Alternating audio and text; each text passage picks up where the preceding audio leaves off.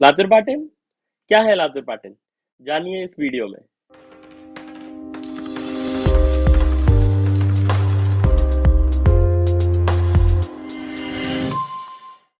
Hi everyone, welcome back.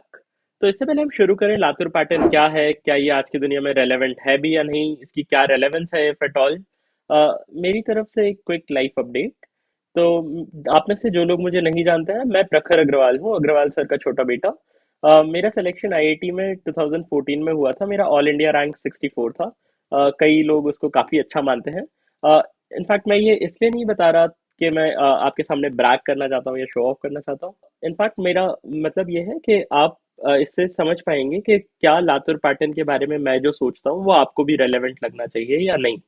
The idea being, जब मैं आपको लातुर पैटर्न और मैंने क्या टेक्निक्स फॉलो की है मैं ये बताऊं, तो आप रिलेट कर पाए, because these techniques have already work for me. तो क्योंकि ये मेरे लिए काम कर चुकी हैं, तो मेरे को लगता है आप लोगों को भी इसका जरूर फायदा होगा। जैसा कि आप लोग जानते ही हैं, पिछले 2 साल से कोविड की वजह से काफ़ी सारे रिस्ट्रिक्शंस हैं। इनफैक्ट काफ़ी सारी कंपनीज में वर्क फ्रॉम होम चल रहा है। तो पिछले साल तो मैं थोड़ा बिजी था, लेकिन इस साल मैं लातुर वापस अपने घर आया हूँ। तो साथ ही साथ मैं वाई एकेडमी में रेगुलरली अवेलेबल होता हूँ शाम के टाइम में और वीकेंड्स पे जब भी मैं टाइम निकाल सकता हूँ। तो आप में से जो भी लोग मुझसे मिलना चाहते हैं या अपने कोई भी डाउट्स, क्वेरीज या ड्रीम्स को कैसे पूरा करें ये जानना चाहते हैं, बिल्कुल मेरे से आके मिल सकते हैं। Before we start, please give this video a thumbs up and press the subscribe button down below. This really helps us and all the staff at Y Academy to stay encouraged and keep making more awesome videos for you guys. तो let's get started. आखिर Latur pattern है क्या? तो आप लोग जैसा जानते ही होंगे, शाहू कॉलेज लातुर में काफ़ी पॉपुलर है। यहाँ पे 11th 12th से महाराष्ट्र भर से लोग पढ़ने आते हैं। तो यहाँ के ही प्रिंसिपल प्रोफेसर अनिरुद्ध जाधव, इन्होंने लातुर पैटर्न डिवाइस किया है, ऐसा लोग कहते हैं। लेकिन जब आप सुनेंगे लातुर पैटर्न क्या है, तो आपको शायद लगेगा बहुत ऑब्वियस है। तो लातुर पैटर्न बेसिकली एक प्रोसेस है जहाँ पे आप कंटिन्यूअसली कई महीनों पहले से ही अपने बोर्ड एग्जाम्स के लिए क्वेश्चन पेपर सॉल्व करते हैं, मॉडल पेपर सॉल्व करते हैं, बहुत सारे प्रैक्टिस क्वेश्चंस करते रहते हैं। और वही वही क्वेश्चंस बार बार सॉल्व करने से आपको एक तरीके से पॉइंट वाइज आंसर लिखने की एक तो आदत भी हो जाती है, और आपको सारे पॉइंट्स याद भी रहते हैं, पॉइंट नंबर 1, पॉइंट नंबर 2। तो जैसे ही आप फिर बोर्ड एग्जाम या फिर किसी भी अपने एग्जाम में बैठते हैं, तो गिवन द क्वेश्चन, क्योंकि जनरली बोर्ड एग्जाम्स में बहुत ही टेक्स्ट बुक क्वेश्चन ही आते हैं, तो बिकॉज आपने उसी क्वेश्चन को कई बार प्रैक्टिस की है, आपने उसी क्वेश्चन को अलग अलग एनवायरमेंट्स में लिखा है, आप इतने नर्वस नहीं होते अपने एग्जामिनेशन एनवायरमेंट में बैठ के, and you feel very comfortable and at ease, जिसकी वजह से आप बोर्ड एग्जाम्स वगैरह में भी काफ़ी अच्छा परफॉर्म कर पाते हैं। आप अब आप लोग मेरे को बोलेंगे, अरे ये तो काफी ऑब्वियस है, हर जगह ही ये करवाते हैं, तो why is it so popular? तो एक्चुअली हुआ क्या, तो लातुर में क्योंकि कई सारे स्टूडेंट्स ऑलरेडी पढ़ने आते हैं, एंड धीरे धीरे ये पैटर्न पॉपुलर जैसे जैसे होता रहा, और भी स्टूडेंट्स आते गए और अच्छे रैंक्स आते गए बोर्ड एग्जाम्स में। अ, इस पैटर्न को नाम ही लातुर पैटर्न दे दिया। भले ही ऐसे बहुत सारे इंस्टीट्यूट्स होंगे इंडिया भर में और दुनिया भर में जो ऐसी चीज करवाते होंगे, लेकिन it's generally known as Latur pattern, क्योंकि कई सारे लोग फिर वही जल्दी से सिलेबस कंप्लीट करवा के बहुत सारे क्वेश्चंस प्रैक्टिस करवाने लगे। तो आप लोग समझ लीजिए, Latur pattern is not a syllabus, but in fact it is a procedure. कि ये कोई नया एक अलग सा सिलेबस नहीं है कि जो सिर्फ लातुर वाले टीचर्स को पता है। ये बस एक प्रोसीजर है जहाँ पे कई सारे लोग करते हैं, लेकिन क्योंकि ये लातुर पैटर्न के नाम से फेमस है, तो इसका ये नाम पड़ चुका है। तो अब हम सोचेंगे क्या आज की दुनिया में ये रेलेवेंट लगता भी है कि नहीं। तो जैसा कि आप लोग जानते ही हैं, बोर्ड एग्जाम्स में क्योंकि क्वेश्चंस रिपीट होते रहते हैं, कौन से क्वेश्चंस आने वाले हैं ऑलमोस्ट ऑलवेज, क्योंकि या तो आप पास पेपर्स देख लो या तो आपकी टेक्स्ट बुक से ही क्वेश्चंस आते हैं। तो इस पैटर्न से पढ़ने पे आपको, क्योंकि चीज़ें बहुत अच्छे से याद हो जाती हैं, you are bound to perform well in the examination. लेकिन क्या ये पैटर्न सही में हमारे टाइम का वर्थ है? तो इसके लिए मैं कहना चाहूँगा हाँ और नहीं।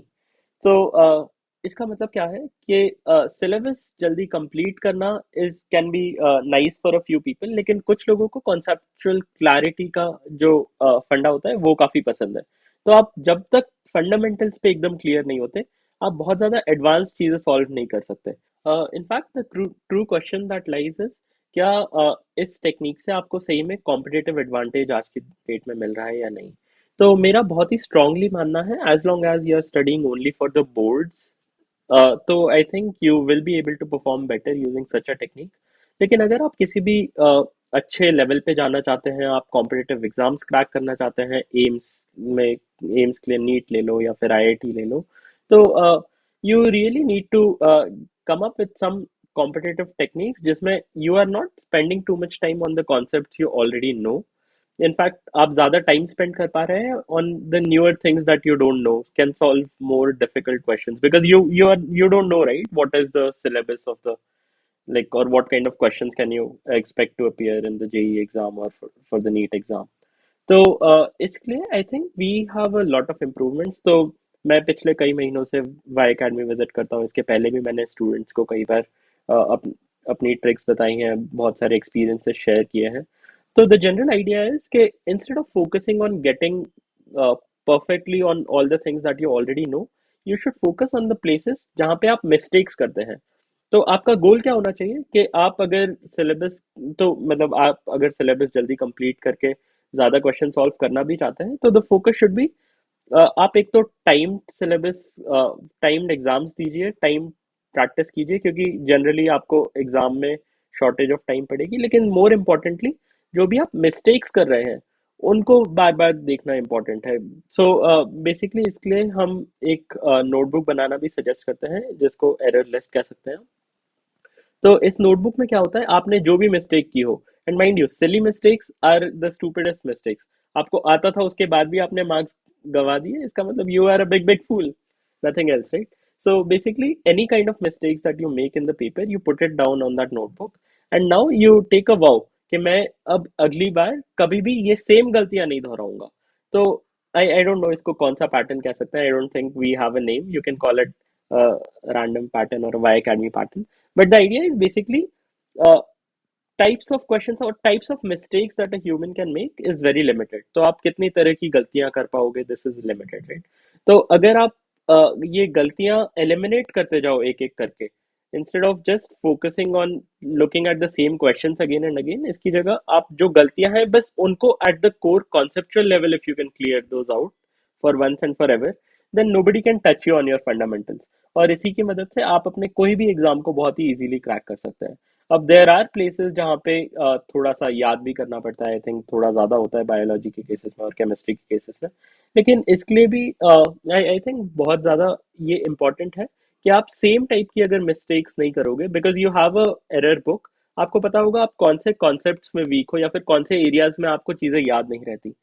तो एटलीस्ट इसकी वजह से क्या होगा, आप एग्जाम से पहले या फिर नॉट जस्ट एग्जाम से पहले, जब भी आप प्रिपेयर कर रहे हैं, you will look at your harder concept. मतलब पहले जो भी याद करने की चीजें आपको हमेशा याद नहीं रहती है, एटलीस्ट आप क्योंकि वो एरर लिस्ट में देखोगे तो विल बी लाइक, अच्छा हाँ यहाँ मैंने गलती की थी, यहाँ मैं दोबारा कभी गलती नहीं करूंगा. So I think this will greatly give you a competitive edge, क्योंकि बाकी सारे लोग जो कर रहे हैं उससे हम ज्यादा या अलग क्या कर सकते हैं जिसकी मदद से हम रेस में आगे बढ़ सके. This is the goal, right. तो ये एक टेक्निक है जो मेरे को लगता है आप लोगों के लिए, सभी के लिए इम्पोर्टेंट होगी और हेल्पफुल होगी. तो आई थिंक आप में से जो भी वाई अकेडमी के स्टूडेंट्स हैं वो ऑलरेडी जानते ही होंगे कि हम ये टेक्निक बहुत पहले से फॉलो कर रहे हैं. इनफैक्ट सर ने अलग अलग प्रोग्राम्स स्टार्ट किए हैं, उसमें से एक ज़्यादा प्रैक्टिस क्वेश्चंस और डिफिकल्ट क्वेश्चंस के लिए एक डिफरेंट बुक बनाने के लिए कही होगी. आप में से कई लोग विजयी भव अभियान को जानते होंगे. तो ये सारी हमारी कोशिश है उसी डायरेक्शन में स्टूडेंट्स को पुश करने की. हमारे स्टूडेंट्स को, जो लोग नहीं जानते हैं, उनके लिए हम एक और वीडियो लेके आएंगे. क्या है ये विजयी भव सीरीज जानने के लिए. तो मैं आशा करता हूँ आप सभी को ये वीडियो अच्छा लगा होगा. इन केस आपको ये वीडियो से कुछ मदद मिली, please give it a thumbs up. इससे हम हमारे वीडियो को ऊपर आने में एक तो मदद मिलती है और हमें एनकरेजमेंट मिलता है कि आप लोगों को ऐसा कंटेंट अच्छा लग रहा है. इसकी वजह से हम ऐसे ही वीडियोस और भी आपके लिए लाते रहेंगे.